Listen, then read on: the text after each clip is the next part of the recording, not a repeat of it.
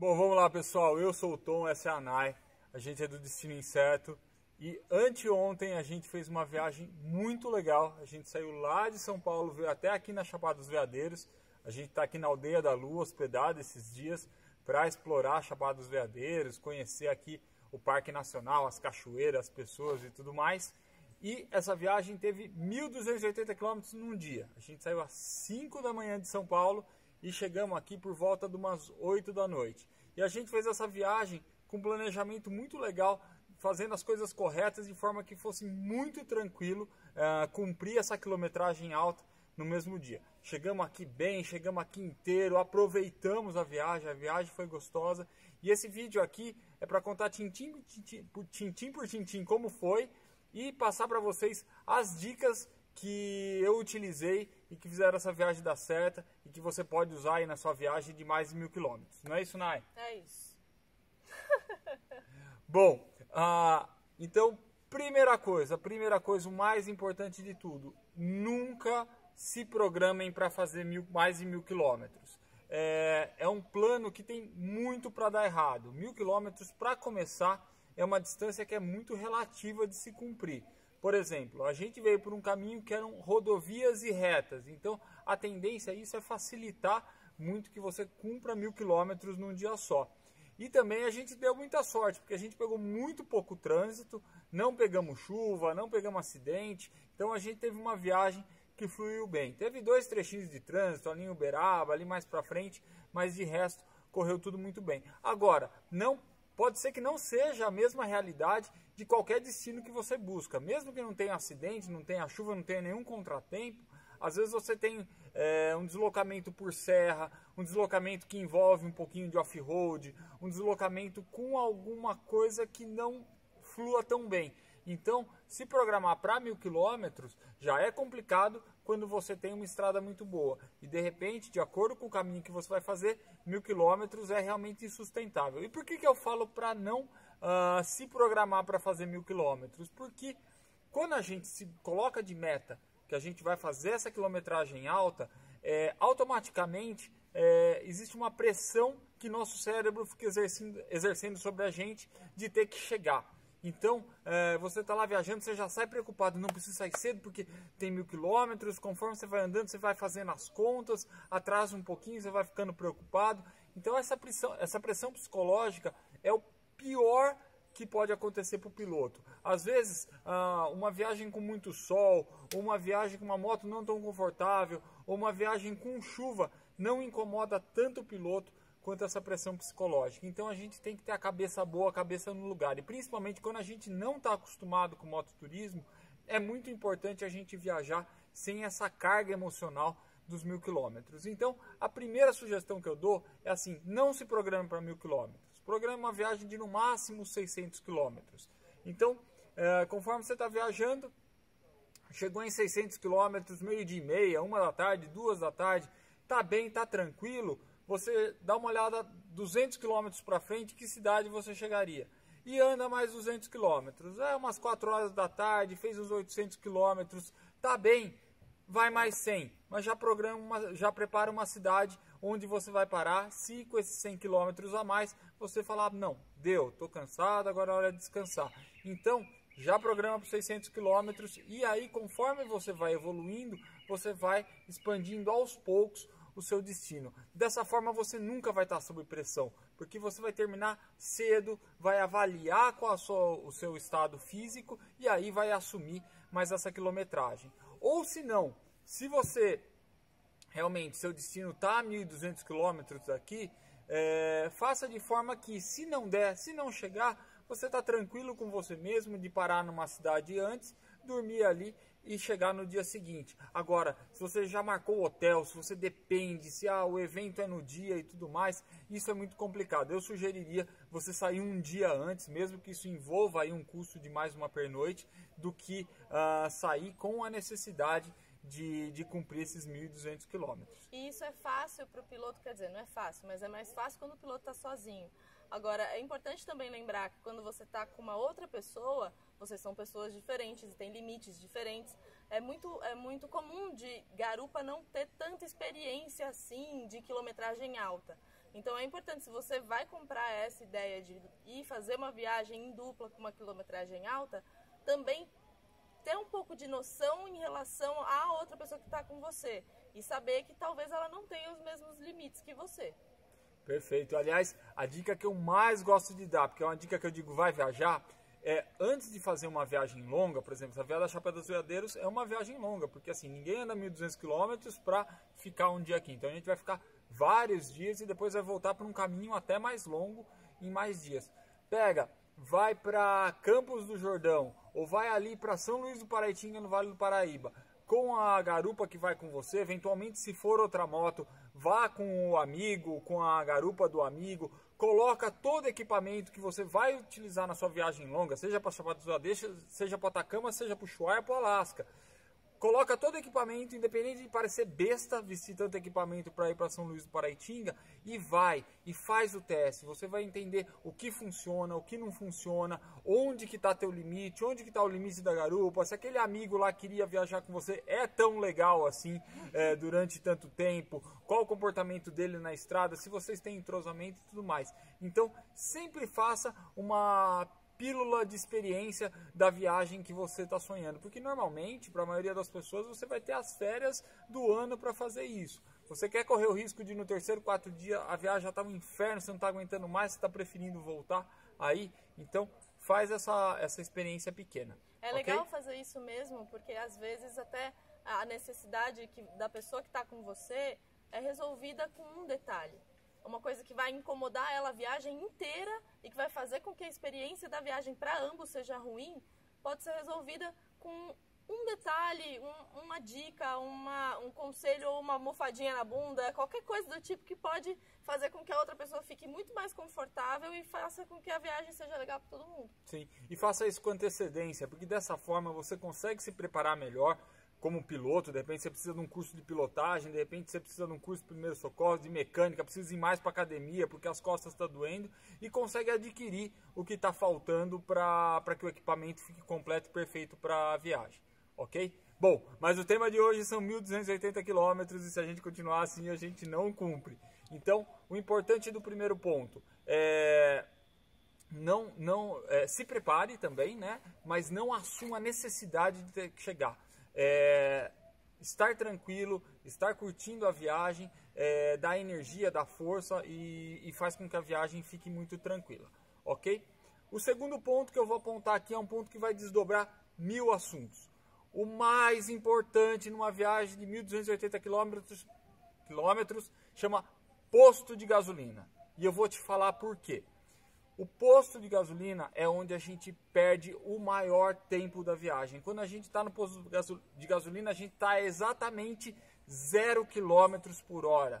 Não tem como perder mais tempo do que parado. Qualquer velocidade é muito, muito, muito mais rápido do que parado.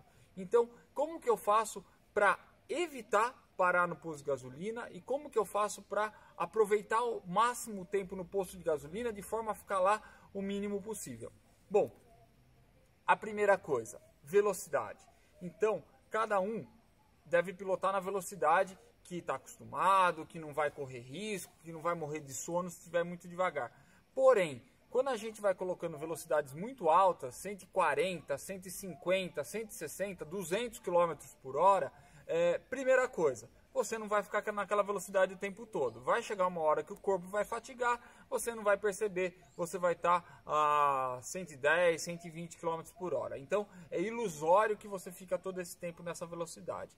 E o problema de ficar nessa velocidade são vários. A multa, você está se arriscando mais, de repente um caminhão vem muito rápido, a curva é muito rápido e principalmente nessa velocidade a sua moto vai aumentar muito consumo e dessa forma você vai ter que parar mais vezes em posto de gasolina. Então obrigatoriamente você vai gastar mais dinheiro, vai viajar com menos segurança porque você está numa velocidade mais alta e ainda por cima vai chegar mais tarde. Eu garanto para você, num deslocamento de 1.280 km, se você fizer uma parada a mais no posto de gasolina, você vai chegar depois do que quem vier com uma velocidade menor e com uma velocidade frequente, ok? Ainda falando de posto de gasolina, é muito importante otimizar o tempo que a gente fica no posto de gasolina. Então, o que eu sugiro? Primeira coisa, você prepara a moto inteira no dia anterior, já deixa tudo o mais pronto possível.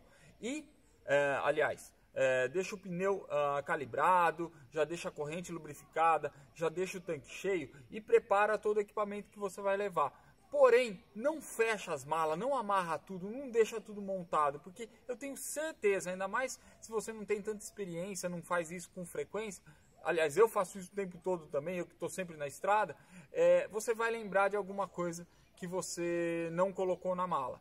Então, vai chegar de manhã, você vai ter que desamarrar, vai ter que abrir. Então, já deixa tudo no jeito, se bobear já do lado da moto, mas deixa tudo aberto. Porque aí é só colocar, você já coloca do lado certo do baú, na mala de tanque, no lugar que o pertence, né, para viajar melhor. Então, deixa lá a mala toda pronta, arrumadinha, e de forma que você consiga se equipar e sair para a viagem o quanto antes.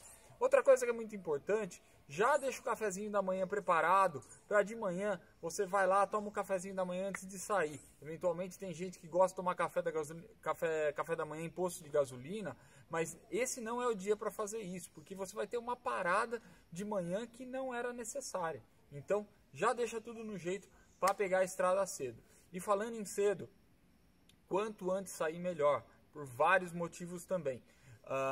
Normalmente a gente tem luz 1 hora antes do sol nascer. Então, se o sol nasce às 6, 5 horas da manhã, você já tem luz para sair rodando de dia. Então, dá para acordar 4, 4 e meia, ou 4, 4 e meia, de acordo com o tempo que você leva para se arrumar.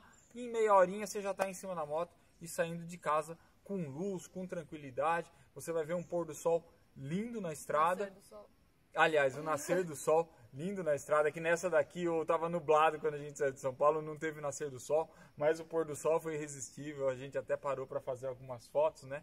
Coincidentemente, várias árvores enfileiradas, um lago no fundo, o sol refletindo no lago, estava super bonito. Então você cria essa oportunidade de ver o sol nascendo, normalmente de manhã.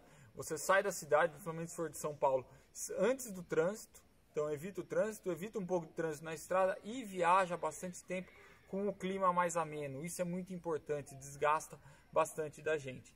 E, consequentemente, saindo nesse horário, você vai cumprir boa parte da viagem no período da manhã. Eu sempre recomendo 60% da viagem ser cumprido no período da manhã. Isso ajuda em várias coisas. A primeira, quando você faz isso, você já alivia a pressão psicológica, porque a viagem está rendendo bem.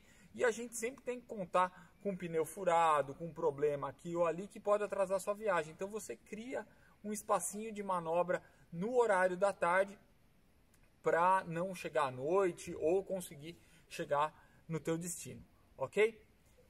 Tudo certo? Tudo certo. Bom, ainda falando de posto de gasolina. Uma vez que eu tomei meu café da manhã em casa, já saí com a barriga abastecida. A primeira parada eu vou fazer depois de 200, 250 quilômetros. Então, sempre, o importante é viaje numa velocidade tranquila até para o tanque da sua moto, ainda mais quando você coloca aqui os bauletos carregados, coloca a garupa, a moto vai estar pesada, vai estar consumindo mais gasolina, você conseguir fazer esses 200, 250 quilômetros. E não parar antes de 200. Isso é muito importante. Então vai fazer 1000 quilômetros. Se você for parar a cada 200 quilômetros, 200, 400, 600, 800 e aqui você já está no destino. Com 4 paradas você já chega. Se for 250, 3 paradas para chegar no seu destino, sendo que o seu destino está a 1000 quilômetros. Então não faça menos de 200 quilômetros. O ideal, no meu entender, são 250 quilômetros. Aí vai da capacidade do piloto, da capacidade da garupa, de como que está correndo o dia, da moto que vocês estão usando e tudo mais. E essa primeira parada que você vai fazer vai ser a parada rápida. Então é sempre assim, uma parada rápida, uma parada longa. Então na parada rápida vocês vão descer, quem tem que ir para o banheiro já vai para o banheiro, deixa o frentista lá abastecendo, volta, paga, dá uma olhada na moto. Nesse momento é muito importante dar uma olhada na moto, por quê? Porque você acabou de equipar a moto, você acabou de atarrachar os baús, o que está amarrado na moto, e nesse primeiro deslocamento a moto chacoalha e as coisas vão acomodando, e a tendência é tudo ficar um pouquinho mais folgado. Então você já vai dar uma apertadinha em tudo, vai dar uma conferidinha na moto e vai partir para a estrada. Então essa parada aí não excede 10 minutos. 10 minutos é muito, é o tempo de abastecimento e o tempo de sair fora. Deixa o pão de queijo para depois. Deixa o pão de queijo para depois. Reforça no café da manhã antes de sair de casa para poder fazer essa parada. Já leva água na moto para não ter que comprar. Se tirar o capacete, entrar no posto de gasolina, pegar a fila do caixa, esquece, a coisa desanda. Ainda mais se tiver em grupo, porque um tirou o capacete, o grupo inteiro tira o capacete, aí você dominó. Vai somatizando o tempo, cria esse efeito dominó de tempo. Imagina que num grupo grande, cada um leva 1 minuto para pagar, é 15 minutos a mais só para pagar, entendeu? Isso se o grupo estiver unido.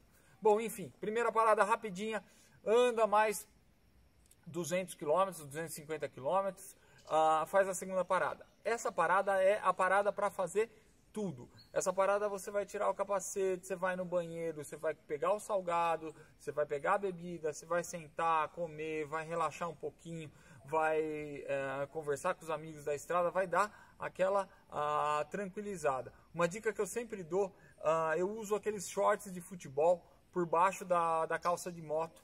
E eu deixo no baú aqui, a primeira coisa quando você abre meu baú tá meu chinelo. Nessa parada, num segundinho eu tiro a calça de moto, já tô de bermuda, tô com o chinelo à mão. Como que garupa faz nesse caso? Também, mesma coisa, dá pra colocar aqueles shortinhos. É que assim, a calça de mulher geralmente é um pouco mais apertada, né? Então, que nem no meu caso, teria que ser um short bem justinho mesmo, daqueles bem fininhos. Mas dá pra fazer. Mas deixa o chinelinho ali também. E o shortinho por baixo. Dá pra fazer. É que eu não gosto muito justamente porque a minha calça é muito justa. Uhum. Por ser um corte feminino, né? Mas eu acho que menina fica mais à vontade, assim, se deixar uma sandalinha, de repente uma coisinha um pouquinho mais... Eu não tenho essas coisas não, eu fico do jeito que eu tô mesmo. Bom, é isso aí. Bom, o conceito fique à vontade. Normalmente quando você faz viagem pelo Brasil, o clima tende a ser quente, então tira o equipamento de moto, come. É importante comer, porque pensa que a sua próxima parada vai ser pelo menos, na melhor das hipóteses, se você fizer os 200 km, pelo menos a 2 horas da parada onde você está. E o importante, não almoça, não come pesado. Come um salgado, ou um salgado e um docinho, toma um café, toma um suco, mas come leve, porque comida pesada, num dia que você vai ter que rodar tanto, vai dar sono. E o sono é perigoso, e o sono vai te fazer parar mais uma vez na estrada, para tomar café, para tomar energético, e aí a viagem começa a desandar em relação a tempo. E falando de sono, se para o piloto que está ali atento, acontece isso de dar sono, para a garupa que não tem necessariamente que estar atenta à estrada e tudo mais, apesar de eu achar que isso é muito importante também, o sono é muito fácil de vir. Às vezes o sol quente, às vezes não é nem só a comida, mas o sol quente, baixa pressão e tudo mais, é muito fácil de você entrar num modo de monotonia ali, de ver a paisagem passando e não achar nada além para olhar e sono. Eu vejo muita menina falando que dorme na garupa. Gente, pelo amor de Deus, não dorme na garupa. Isso dá muito errado. Dá ruim, não é legal. Pode causar um acidente para você, para a pessoa que está pilotando, para a pessoa que está atrás. Pode acabar com a viagem, uma bobagem dessa. Então, uma coisa que eu sempre faço é ter água, alguma coisa à mão, chiclete à mão, sempre. Parece uma bobagem, mas já vi vários pilotos falando: que besteira, chiclete. Aí ficaram com soninho, eu dei o chicletinho e passou o soninho. Funciona esse negócio do chiclete. Ouve uma música, qualquer coisa do tipo. Mas pelo amor de Deus, não assume essa postura de que eu durmo mesmo na moto e tá tudo bem, porque não tá tudo bem. Não aconteceu nada até hoje, que bom, mas eventualmente qualquer coisa que aconteça, uma freada um pouco mais brusca, o que você faz se você estiver dormindo? É verdade. E outra coisa que a garupa pode fazer, porque realmente, se para o piloto é cansativo, se para o piloto às vezes dá sono, tem alguns trechos monótonos da estrada, para a garupa que normalmente não está fazendo nada lá atrás, está meio à toa, fica mais complicado. Então, o interessante é a garupa também ser ativa, né? Combina com a garupa alguns sinais, alguma coisa que ela pode ir indicando, de repente ela ajuda com os radares para para você não ter aquele gasto extra na estrada.